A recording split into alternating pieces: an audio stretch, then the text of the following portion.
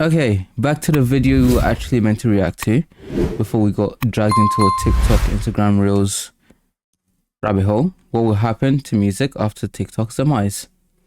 Straight into it, no messing around. Like, follow, subscribe, and YouTube. Over to the Twitch, follow, all the usual stuff. If you've been keeping up God. with the news recently, you've probably heard about TikTok being banned in America just over a week from now. TikTok's potential ban has been floating around the political sphere since early 2020, but it wasn't until April of last year that America was given the earliest date for when the platform would be banned on January 19th, 2025. Well, that's That means earliest we're now date. just over a week away from the ban going into effect, and the narrative has continued to shift on what the fate of the short-form content prodigy is, and how this will affect creators and small businesses that have been able to successfully grow their following by leveraging the app's generous algorithm. The app began to really hit the ground running between 2019 and 2020. This is where the content started to branch off from what you would normally see in its adverts back then and grew into what it is today. Oh my god, when Platform TikTok where first anybody started. from anywhere can create a viral dance trend, become a creator with a loyal fan base, and express their opinions about any topic, no matter how insignificant it Good may be. old And if a user doesn't beginning have days any of original TikTok. content to share, they are free to engage with existing content and add their own input on it. Oh my god, TikTok who has remembers always encouraged Musically? sampling and recycling content to Before further drive TikTok. engagement on its platform. This can come in the form of stitches or using specific hashtags that will hopefully rank your video higher in a video poll or the For You page. There are add-ons that can be made to your videos called sounds that basically just paste a recording into your video. This is typically used as background music or audio that adds commentary for the user to lip sync to.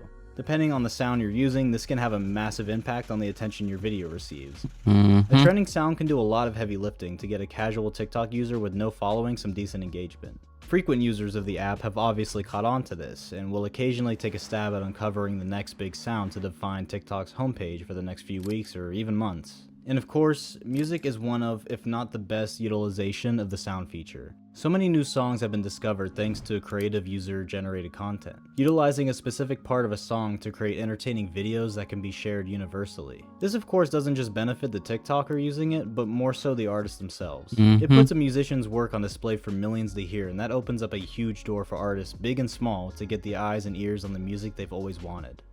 We had artists like Doja Cat feel a nice kickback when her song Say So was given a quirky dance by a popular TikToker.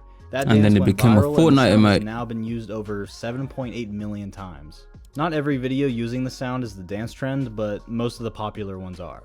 And there have been plenty of, I hate using this word, classics in the TikTok community that had trends that helped boost the song's recognition and helped encourage those who enjoyed the song to become avid listeners of it outside of TikTok. But not only that, independent artists and less mainstream artists from different WAP corners of the had country have been able to 1.8 build a strong million. following by leveraging Damn. TikTok to make entertaining videos involving their music. With TikTok being more of a short-form favored platform, artists can create vast quantities of videos that can tackle different forms of content, from skits to short music videos, and my least favorite form of music promotion, music pandering. Regardless of how you choose to promote your content, you have plenty of opportunities to create a viral video including your music, because TikTok encourages users to post multiple times per day to raise your chances of visibility on the platform. If you continue experimenting and something doesn't work, then that just means you're a step closer to finding out what does. So those who are frequent students of the game have found formats that attract the right audience to gravitate them toward their artistry. So that leaves us with two outstanding opportunities for musicians to gain recognition on TikTok. We have witnessed probably the biggest rise in full-time label-free musicians in the last 10 years, and that can greatly be attributed to TikTok and the platform's ability to get musicians' content in front of users more likely to interact with it. If you're going to be an independent artist and not take the common route of going to LA, performing as a busker until a label signs you, and then handles everything outside of music so you can just camp in the studio, you're given some responsibilities you just can't ignore if you plan on being a musician full-time. Now that you have taken the role of an independent musician, you have now given yourself the responsibility I need of to being make your this own smaller. manager, planning and executing your career goals, the booking agent, scheduling appearances and performances, the distributor, getting your music out anywhere that music can be consumed, and undoubtedly the most essential form of marketing, the content creator. It's without a doubt that social media is the #1 player in music marketing, especially for independent artists.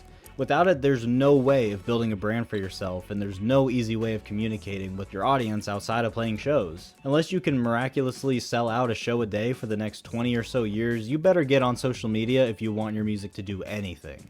Being a content creator is more than just having Instagram on your phone and posting a pic of yourself to your story. Telling people, hey, check out my new song I just wrote. That shit does not work. It is a start, but many artists have found much more success by playing multiple parts to craft visually entertaining videos that cater to the people they need to see the content. This requires a lot of extra time and effort outside of your craft, but the return on investment is astronomical compared to artists that don't. It seems that artists have also received the highest ROI from posting on TikTok compared to any other platform out there at the moment. Sometimes people tend to put too much focus into that one platform, and that leads the creator to fall into the whole putting your eggs in one basket dilemma. And that is where a lot of artists and small businesses are starting to feel the effects following the ban of TikTok. It has been estimated that a loss of around $1.3 billion in revenue is expected to hit small businesses and creators in just 1 month of TikTok's ban. Why would you just put everything towards TikTok in the first place? That's why I don't understand the people who quit their jobs to full-time become YouTube creators. I mean, quitting your job, sure, I understand, because you're probably earning at least double what you would be earning at that job in probably like a day or in a week. But then just solely relying on that one platform is crazy. It's like streaming. Like, imagine just Twitch, nothing else, no posting on anything else, no posting content anywhere else, no YouTube, no TikTok, no nothing, just Twitch. And then you expect for it to like get better a lot quicker. It doesn't make sense. That's anyway. But now they're facing the consequences because TikTok's getting banned. So unless they've found something else to do, or move over to and get all the same followers that they had on TikTok to follow them on there, they're cooked. This is bad. This is very, very bad. And why is this just as impactful for musicians? Well, TikTok is a platform where creators and small businesses get the most engagement from utilizing the musical features than Reels and YouTube Shorts do. Now that they are left to focus on building their presence on other platforms, there is much less user-generated content surrounding music.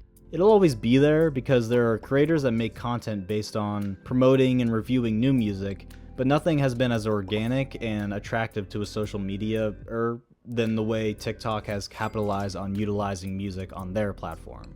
Same for the musicians posting on TikTok.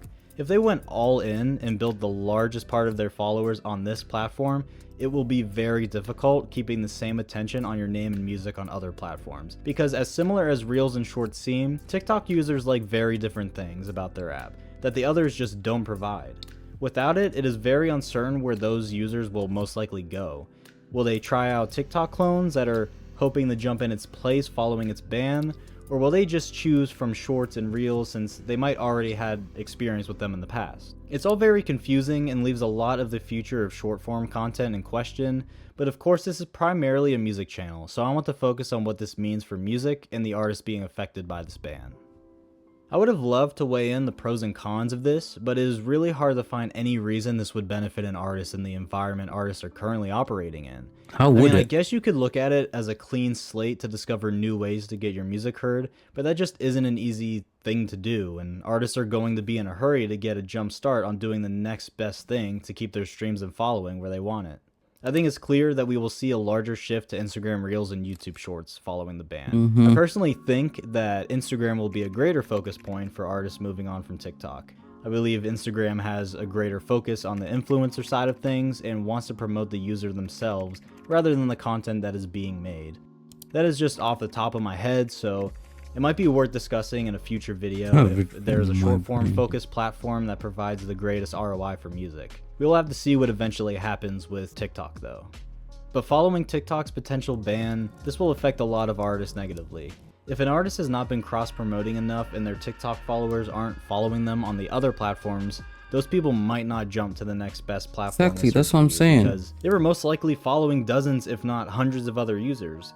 The odds are not in the favor of the artist unless the follower is really connected to the artist's music. But if they were, it's pretty likely they would have been already following them everywhere else they could, including their streaming service. I'm not trying to be harsh. I really care, and the artists out there should too, because there's a pretty good chance this is their livelihood. And I want every artist out there to leave this band just as secure as they were before it. But it is very possible that future music releases may struggle a bit more without that extra channel to promote on. I do believe already released music will perform just as well as it has, because at this point it is now just a track that stands on its own. If people like it, they'll continue to listen to it as long as it is enjoyable to them. So hopefully at this point you have a decently sized catalog that has established your sound and displays your talent as a musician. One thing I'll say is I do believe artists will have to work harder to get people to listen to their music. Still yapping. Remember back when I said pandering was my least favorite form of music promotion? I think TikTok users typically ate that up, and this worked great for artists that were really trying to grab fans from a fan base or genre that might not be releasing music as frequently, or that is just not that popular at the moment. Artists will really have to focus on standing out as different and refreshing as possible if they want to grow a following, because there is no other platform that really encourages this type of marketing tactic. So while we have just a little over a week before this whole platform is flushed down the drain, I want to lay out some ideas for musicians to minimize the hit towards their following and maintain their music's visibility. In order to minimize the hit to your career, it would be wise to cross-promote ASAP. Let your followers know where else they can find you and encourage them to follow you along the journey, because there is going to be much more in store. While you do that, immediately start studying these other established platforms already if you haven't, and start curating content for these platforms while there is still time to get a head start. It might even be worth it to repurpose content you've already posted on TikTok if you haven't already, just to leave a solid picture of what you can provide as an artist while you start to attract newer people. And start to focus on some longer form videos. I've realized that with posting short form content, this comes with short form fans. If the people you're trying to grab the attention of typically digest only a minute or so of you at a time, it is much harder to keep them interested in your next hour-long album. I think building an audience that loves to really connect on a personal level with an artist would enjoy content like pre-recorded performances, Q&As, and maybe even behind the scenes of the creative process.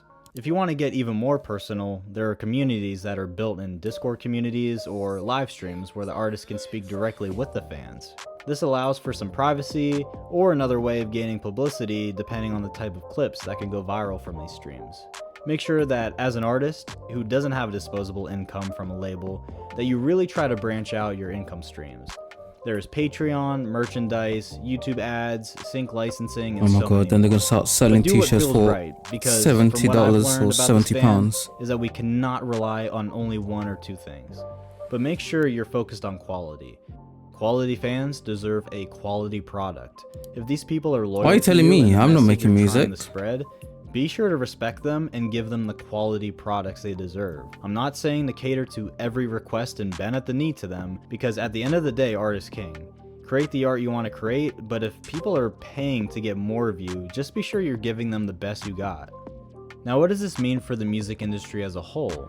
I mean, we're still going to discover new music every day, and trends are going to spark somewhere Little else. Sims, So we'll just have to wait and see where the Baby. ring of fire lies. But I do believe we may start to see a resurgence in music videos, which would be great because this is one of my favorite ways to promote music. They have taken a backseat since the demand of them has dropped drastically in America, but who knows, it might become a hot topic again. I think a massive shift in building authentic fan bases will be crucial for smaller artists, but industry plants may crop up more than ever, boasting similar images to those of Sabrina Carpenter and Charlie XCX. I just believe that's because they're everywhere you can imagine at the moment, and it's not just for their music, but the persona they portray themselves as online. If this is truly the end of TikTok in America, then we know with absolute certainty that clones are just creeping over the horizon. I don't know if any of these will ever reach the height as any of the big three we see today though. What TikTok built was Yeah, but at the certainly same one of a time, no kind, one and you could knew honestly TikTok point was out gonna distinct be attributes this of a big TikTok when it user first that started would be either. very difficult to reimagine from the ground up, especially since the expectations would be set so high and every box would need to be checked right off the bat in order to keep them on the platform. True. I think we can expect shorts and reels to carry right off the bat But it's in to order to keep dry. them on the platform. I think we can expect shorts and reels to carry the torch from now on, and who knows, this may encourage some massive revamps on these platforms to try and recreate the magic that TikTok built on its own. There's still some hope for TikTok though. As of late December, Trump has done a complete 180 on his initial distaste for the app and has requested the Supreme Court to pause the ban of TikTok to work on a deal with TikTok's owner ByteDance to sell the platform to an American company to protect our nation's national security issue with China. China themselves have claimed that the platform posed no threat to America's national security and have gone on record to say that banning the app would even go against America's First Amendment rights of freedom of speech. So it's an interesting case. But I'm curious, what do you think will happen in a TikTok-free world? How will the music industry evolve, and what do you think is the next big thing? I honestly don't know. For both the music industry and creator space, it's uncertain. I don't have The party that needs to end? Don't make me go off on another tangent, please. What do you mean the party that needs to end?